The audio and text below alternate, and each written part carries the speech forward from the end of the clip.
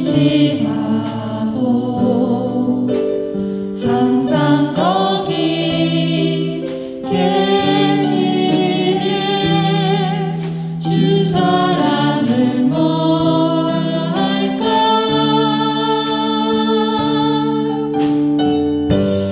주 사랑이 내 생명보다 귀하고 주 사랑이 파도보다 더 강해요. 세월이 가고 꽃이 시들어도 주 사랑 영원해. 주님 사랑 신실해요. 주님은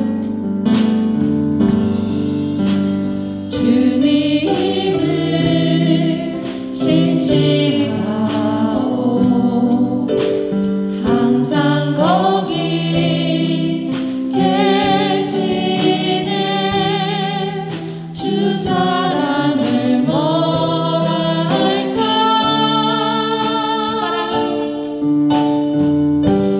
주 사랑이 내 생명보다 귀하고 주 사랑이 파도보다 더 강해요. 세월이 가고 꽃이 시들어도 주 사랑 영원해. 주님 사랑 신실해요. 주님 사랑 신실해요.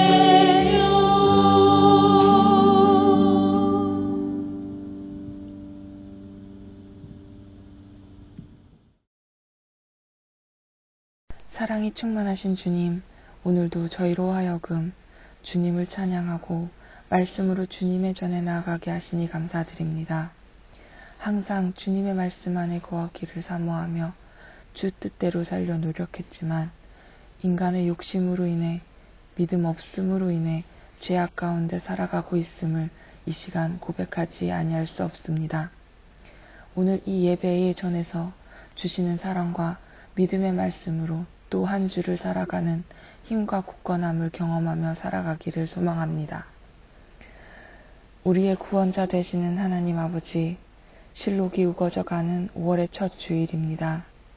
코로나19가 우리의 일상을 송두리째 바꿔버렸지만 우리의 굳건한 반석이신 주님께서 지금 온 인류가 고통받는 이 재난으로부터 주님의 백성을 지키시리라 믿습니다.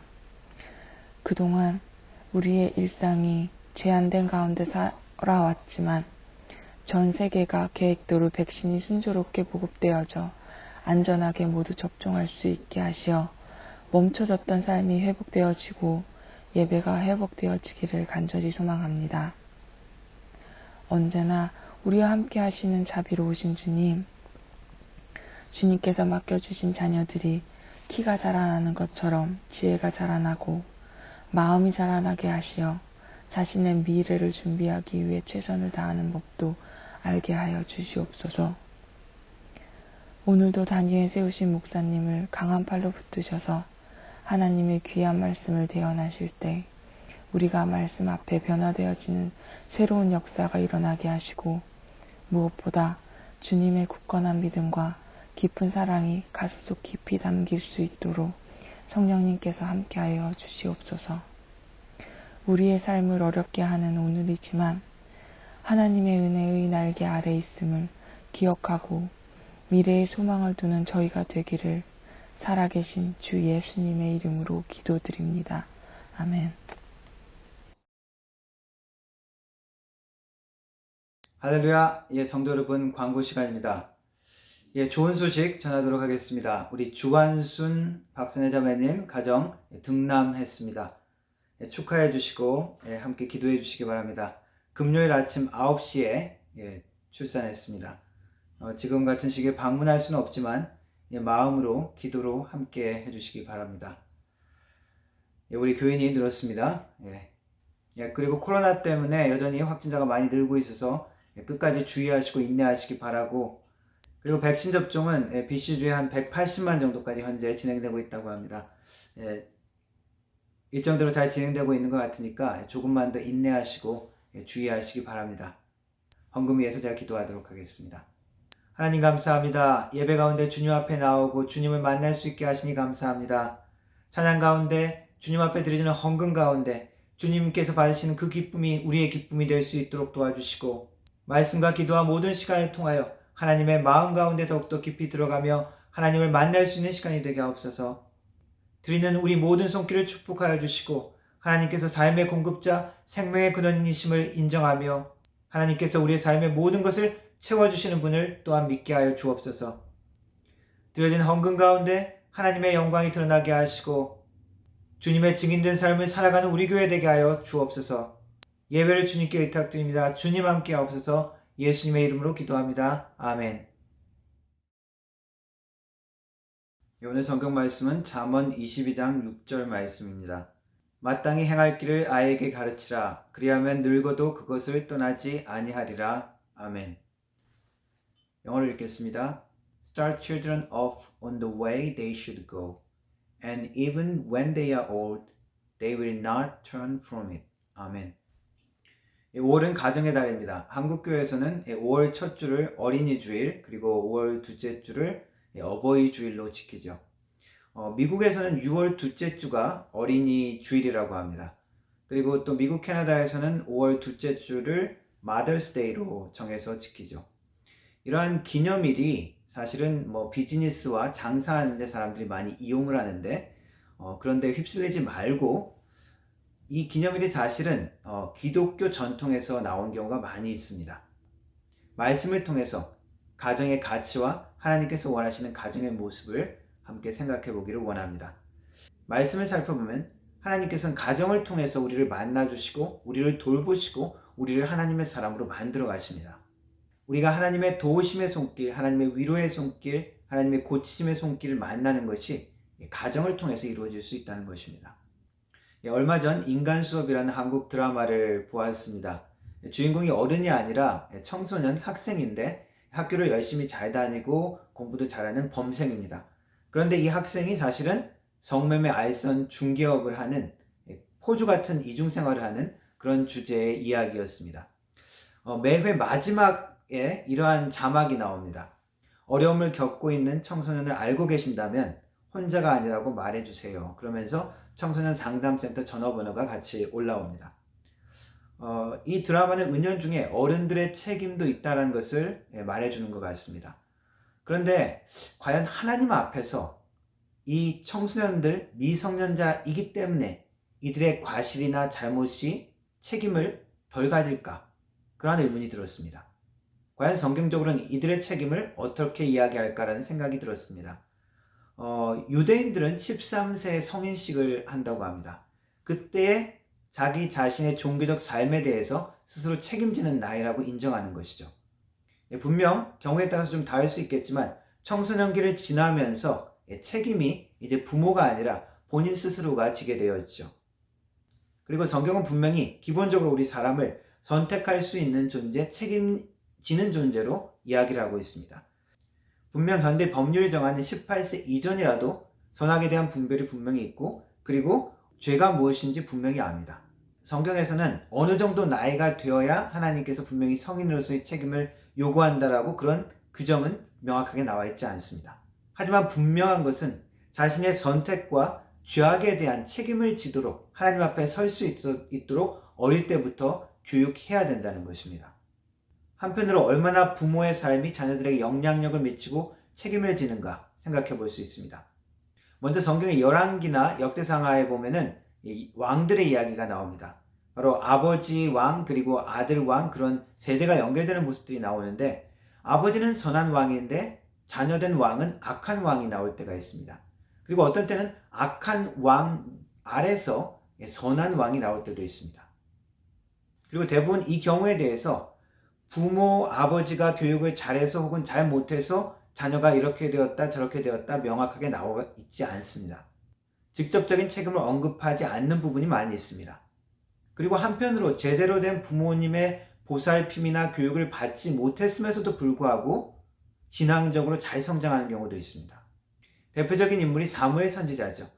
사무엘 선지자는 어릴 때 그 부모를 떠나서 엘리 제사장 밑에서 교육받고 양육을 받았습니다. 엘리 제사장은 어떤 사람입니까? 영적으로 어두운 사람이었고 좋은 지도자가, 신실한 지도자가 되지 못했습니다.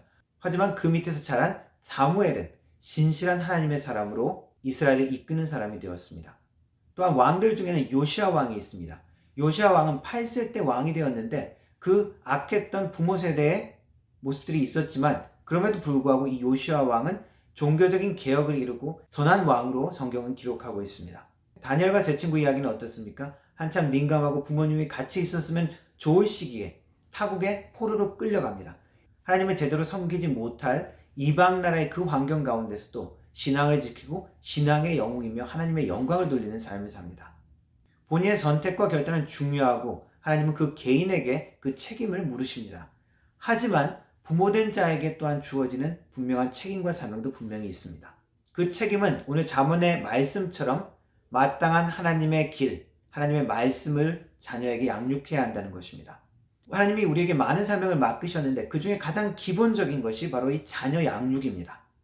의식주 문제를 해결하고 그리고 공부하는 것을 도와주는 것도 중요한 문제지만 그것은 세상 모든 부모들이 다 당연히 합니다. 더 하려고 노력을 하는 것이죠.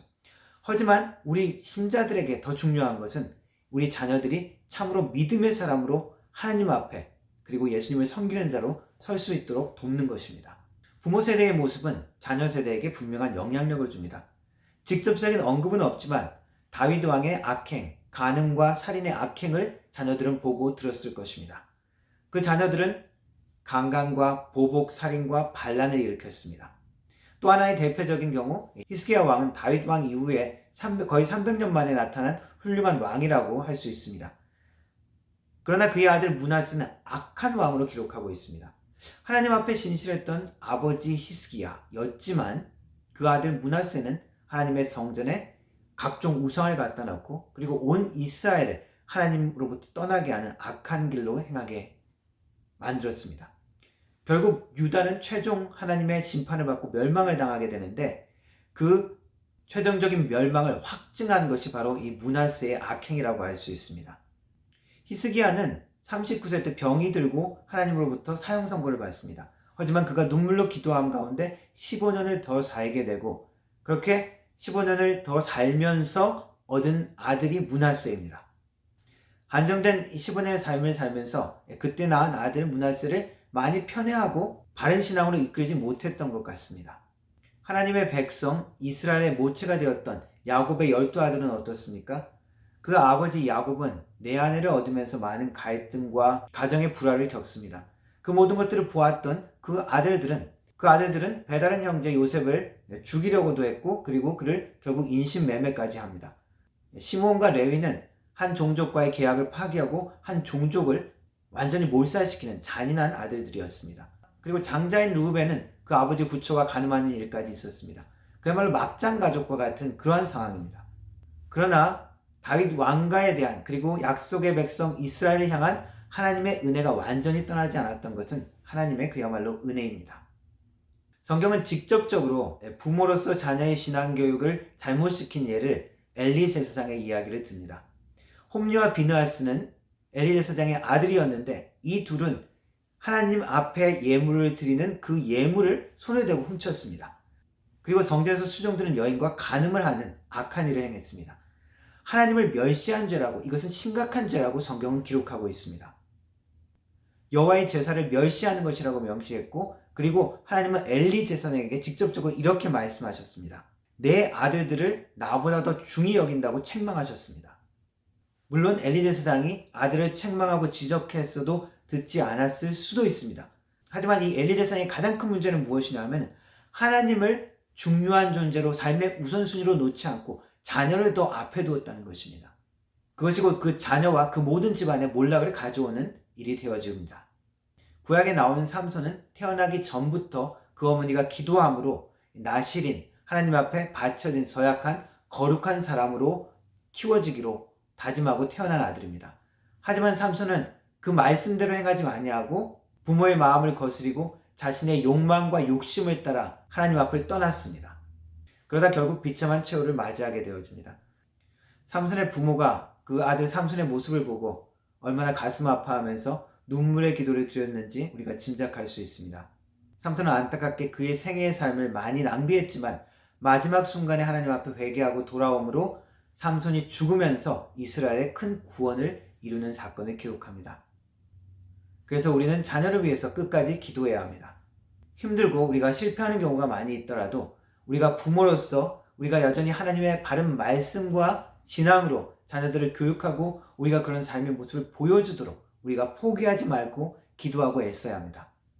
세상적으로 아무리 성공하고 좋은 학교를 가고 좋은 잡을 갖고 결혼을 한다 할지라도 그래서 부모님을 떠나면서 신앙을 떠난다면 그 끝은 허무와 절망일 것입니다. 그러지 않도록 우리는 그 자녀를 위해서 우리의 삶으로 보여줄 수 있도록 끝까지 포기하지 않고 기도해야 합니다. 하나님의 약속과 은혜가 있는 사람은 하나님의 오래 참으심의 그 은혜 가운데 언젠가는 하나님 앞에 돌아오고 회복할 기회가 있습니다. 우리의 모든 인간적인 한계와 방법을 보기 때문에 우리는 기도해야 합니다. 요즘은 부모가 자녀를 체벌할 수 있다고 생각하면 미개인 취급을 받습니다. 한편으로 잡혀갈 수도 있습니다. 성경 잠언에서는 자녀 교육에 있어서 체벌을 금지하거나 그 자체를 죄로 보지는 않았습니다. 주로 잠언 말씀에 그것을 많이 언급하는데 잠언 22장 15절에는 아이의 마음에는 미련한 것이 얽혔으나 징계하는 채찍이 이를 멀리 쫓아내리라. 그리고 잠언 23장 14절에는 그를 채찍으로 때리면 그의 영혼을 수월에서 구원하리라 라고 되어 있습니다. 그리고 13장 14절에는 초다를 참아 못하는 자는 종아리를 때리지 못하는 자들은 그 자식을 미워하는 자라 라고 기록합니다. 체벌은 아주 좋은 방법도 아니고 아주 주의 깊게 사용되어질 때만 간혹적으로 허용될 수 있다고 개인적으로는 생각합니다. 하지만 시대와 상황에 따라서 우리가 적용해야 되기 때문에 꼭 문자적으로 적용하면 또 위험할 수가 있습니다. 꼭 체벌이 아니더라도 언어로 우리가 책망과 야단을 칠 때도 역시 우리는 주의해야 하죠. 아이의 잘못한 것에 비해 과도하게 야단이나 책망을 하는 것도 좋지 않고 그렇다고 잘못하는 것을 늘 편들고 너그러울 수도 없죠. 너무 과도하고 엄격한 훈련도 문제고 너무 제멋대로 놓아둘 수도 없습니다. 또한 아이 각 개인의 성향과 성격이 다 다르기 때문에 어떤 한 아이에게 좋은 방법이 또 다른 아이에게는 안 좋은 방법이 될 수도 있습니다. 여러 가지 면에서 우리 부모의 교육은 완전한 것이 될 수 없습니다. 그렇기 때문에 우리는 기도해야만 합니다. 저와 여러분의 중요한 사명 중에 하나는 우리 자녀와 다음 세대에 대한 사명입니다. 우리는 자녀의 삶을 끝까지 책임질 수 없습니다. 좋은 성적과 원하는 학교를 위해서 가외 튜터를 도와줄 수 있겠죠. 그리고 저금해서 학자금을 도와줄 수도 있을 것입니다. 혹은 여윳돈이 있으면 재산을 남겨서 자녀가 집 사는데 도와줄 수도 있을 것입니다. 하지만 그 인생의 모든 것을 그 인생의 행복과 하나님의 축복을 우리는 책임질 수 없습니다. 자기 자신이 헤쳐나가야 합니다. 자신이 엉망으로 만들어 놓은 것, 지금은 엄마가 와서 치워주고 아빠가 와서 치워줄 수 있겠죠. 하지만 이제 자기 스스로 그 모든 인생의 자기의 모든 것들을 책임지고 처리해 나가야 합니다. 자녀가 어릴 때는 도와줄 수 있지만 나이가 들면서 점점 도와줄 수 있는 것이 한계가 있습니다. 또한 부모는 쇠약하고 결국 떠나가게 될 것입니다. 지금은 자녀의 아픔과 고민을 들어줄 수 있고 같이 눈물을 흘려줄 수도 있지만 곧 우리는 자녀 곁에서 자녀를 도와줄 수 없는 순간이 오는 것을 압니다. 우리 자녀에게 정말 진정으로 필요한 것은 무엇입니까? 우리 자녀에게 정말 필요한 것은 육신의 어머니 아버지보다 영원히 그들과 함께 계실 하늘에 계신 하나님 아버지십니다. 하나님만이 우리 자녀들 곁에 영원히 함께 계실 수 있고 그들의 모든 문제를 만나주실 수 있으며 그들과 함께 눈물 흘리실 수 있는 분이십니다. 모세의 엄마 요게벳의 노래라는 찬양이 있습니다. 파라오의 왕의 명령으로 히브리 남자아이들은 다 죽어야 했습니다. 이 엄마가 모세를 낳고 숨기다가 결국 할 수 없어서 이 아이를 갈대 상자에 넣어서 강물에 띄어보내는 장면이 있습니다. 그때 어머니의 심정을 노래로 만든 것입니다. 이런 부분이 있습니다. 눈을 감아도 보이는 아이와 눈을 맞추며 주저앉아 눈물을 흘렸겠지. 너의 삶의 참 주인, 너의 참 부모이신 하나님, 그 손에 너의 삶을 맡긴다. 너의 삶의 참 주인, 너를 이끄시는 주 하나님, 그 손에 너의 삶을 맡긴다. 이 찬양이 우리의 기도가 되기를 원합니다. 가정의 부모로서 우리에게 맡기는 중요한 사명 중에 하나는 우리가 모든 상황 가운데 하나님을 의지하는 모습을 자녀에게 보여주는 것입니다. 그리고 우리의 모든 삶의 영역에서 하나님이 주인됨을 우리가 인정하고 나타내고 살아가는 것을 나타내 주는 것입니다. 그래서 결국 우리의 자녀들이 영원한 하늘 아버지를 만날 수 있도록 우리는 기도해야 합니다. 기도하겠습니다. 우리의 아버지 되신 하나님 감사합니다. 우리의 삶의 위로자 참 주인이신 하나님을 내가 인정하며 살아갈 수 있도록 도와주시고, 그러한 삶의 모습들을 통하여 우리의 자녀들이 하나님을 만날 수 있는 은혜가 있도록 하나님 도와주옵소서. 예수님의 이름으로 기도합니다. 아멘.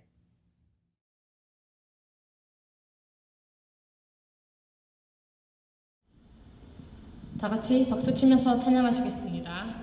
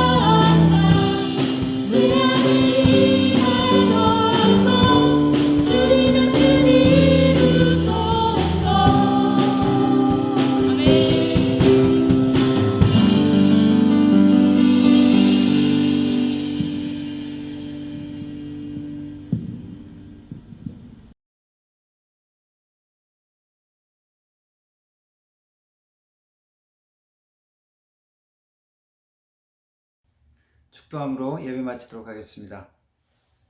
지금은 우리 주 예수 그리스도의 은혜와 성부 하나님의 놀라우신 사랑과 성령 하나님의 위로교통 충만하신 은사가 우리 가정의 참 주인이시며 아버지 되신 하나님을 섬기며 살아가기를 다짐하는 우리 모든 성도들 머리 위에, 그 가정과 일터와 교회 위에 영원 무궁토록 함께 하실지어다. 아멘.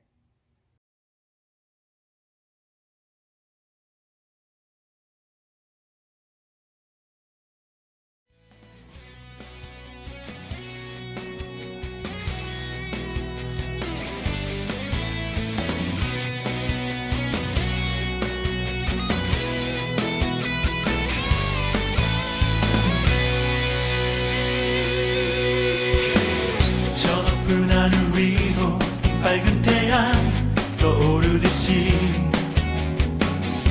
난 주저앉지 않으리.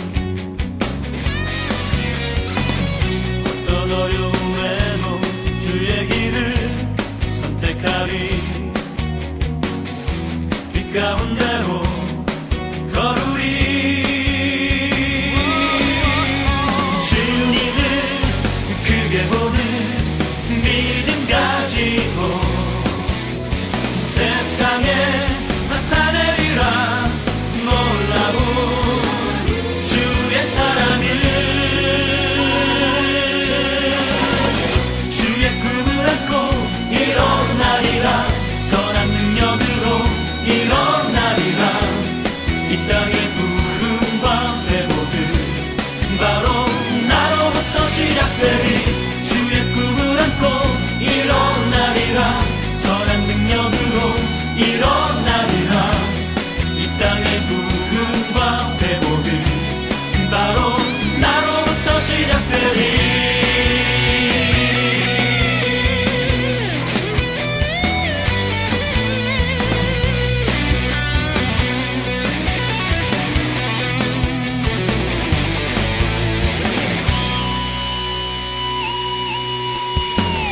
저 높은 하늘 위로 밝은 태양 떠오르듯이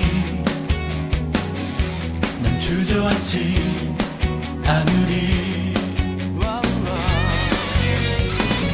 어떤 어려움에도 주의 길을 선택하리.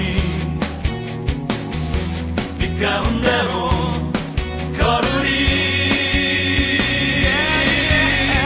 주님을 크게 보는 믿음 가지고 세상에 나타내리라. 놀라운 주의 사랑을.